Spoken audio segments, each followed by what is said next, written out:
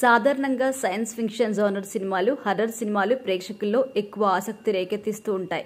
అయితే ఈ రెండు జోనర్స్ కలుపుకుంటూ తెరకెక్కిన సినిమా పట్ల ఏ స్థాయిలో ఆడియన్స్ ఉత్సాహాన్ని చూపిస్తారు అనేది ప్రత్యేకంగా చెప్పాల్సిన పని లేదు. అలాంటి ఒక తమిళ సినిమానే బ్లాక్. క్రితం ఏడాది అక్టోబర్ 11వ తేదీన విడుదలైన ఈ సినిమా ఆ తర్వాత ఓటీటీకి వచ్చింది. ఇప్పుడు ఈ సినిమా డార్క్ పేరుతో అమెజాన్ ప్రైమ్ లో తెలుగులోనూ అందుబాటులోకి వచ్చింది. మరి ఈ సినిమా రివ్యూ ఎలా ఉందో ఒకసారి చూద్దాం. కథ విషయానికొస్తే ఈ కథ చెన్నైలో 1964లో మొదలై ఆ తర్వాత ప్రస్తుత కాలానికి వస్తుంది. 1964లో లలిత, గణేష్ ఇద్దరు ప్రేమించుకుంటారు. లలితపై మనసు పారేసుకున్న మనోహర్ అంటే వివేక్ ప్రసన్న కోపంతో రగిలిపోతాడు. ఒక పథకం ప్రకారం ఆ ఇద్దరిని బీచ్ హౌస్ కి తీసుకుని వెళ్తాడు. అక్కడ వాళ్ళిద్దరిని చంపేయాలని మనోహర్ నిర్ణయించుకుంటాడు.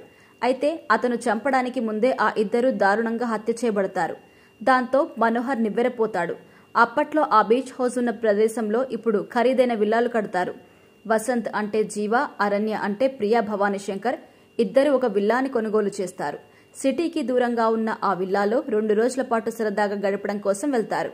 ఇంకా ఆ విల్లాలో ఎవరూ దిగరు. అందువల్ల తమ ఏకాంతానికి అదే మంచి ప్రదేశమని వాళ్ళిద్దరు అనుకుంటారు.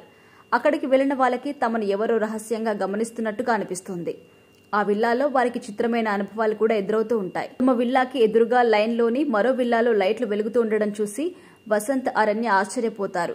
వాచ్మెన్ కి కాల్ చేస్తే ఆ విల్లాలోకి ఎవరు దిగలేదు అని చెబుతాడు. దాంతో ఆ ఇంట్లో ఎవరున్నారో చూడడం కోసం వసంత్, అరణ్య వెళ్తారు. అప్పుడేం జరుగుతోంది? అక్కడ డార్క్ ప్లేస్ గురించి వాళ్ళకేం తెలుస్తుంది? అక్కడి నుంచి వాళ్ళు బయటపడతారా అనేదే మిగిలిన కథ.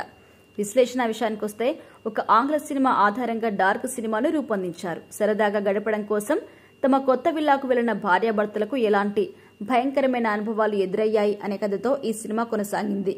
ఆ జంట తమ సమస్యను గుర్తించే వరకు ఫస్ట్ పార్ట్ గా సమస్యను అర్థం చేసుకుని అక్కడి నుంచి బయటపడడానికి చేసిన ప్రయత్నం సెకండ్ హాఫ్ గా ప్రేక్షకులను పలకరిస్తూ ఉంటుంది. సినిమా మొత్తం మీద ఒక డజన్ పాత్రలు కనిపించినప్పటికీ కథలో 90% కేవలం 2 ప్రధానమైన పాత్రల చుట్టూ తిరుగుతుంది. సాధారణంగా హర్రర్ థ్రిల్లర్స్ కి సంబంధించి కథలు ఒక విల్లాలో జరుగుతూనే ఉంటాయి. ఈ కథ కూడా విల్లా చుట్టూ తిరుగుతుంది. అయితే ఈ కథ వేరు, దీని తీరు వేరు. ఇక్కడ కథ సైన్స్ ఫిక్షన్ తో ముడిపడి కనిపిస్తోంది. కథలోని కొత్తదనమే చివరి వరకు ప్రేక్షకుల్ని కూర్చోబెడుతోంది. ఈ కథలోని సైంటిఫిక్ అంశాన్ని అర్థమయ్యేలా చెప్పడం ఒక ఛాలెంజ్ అయితే, ఆసక్తికరంగా అనిపించేలా స్క్రీన్ ప్లే చేయడం మరో సవాల్. క్లిష్టమైన ఈ పనిని పూర్తి చేయడంలో దర్శకుడు సక్సెస్ అయ్యారు. 90% కథ ఒకే లొకేషన్లో 2 పాత్రల మధ్య నడుస్తూ ఉంటుంది. కొన్ని సన్నివేశాలు రిపీట్ అవుతూ ఉంటాయి. అయినప్పటికీ బోర్ కొట్టకపోవడానికి కారణం ఈ కథలోని ఇంట్రెస్టింగ్ పాయింట్ అనే చెప్పాలి. ఇక పనితీరు విషయానికొస్తే కథ, స్క్రీన్ ప్లే ఈ సినిమాకి ప్రధాన బలం. క్లిష్టమైన పాయింట్ ని అర్థమయ్యేలా చెప్పడంలో దర్శకుడు పనితీరు మెప్పిస్తోంది. ఆ పాత్రల్ని పోషించిన జీవ, ప్రియా భవానీ శంకర్ నటన అద్భుతం. ఇక పౌర్ణమి రాత్రులతో ముడిపెట్టి దర్శకుడు కథను వెన్నెల్లో నడిపించిన విధానం హైలైట్. అలాగే గోకుల్ బెనోయ్ ఫోటోగ్రఫీ ఈ సినిమాకి హైలైట్.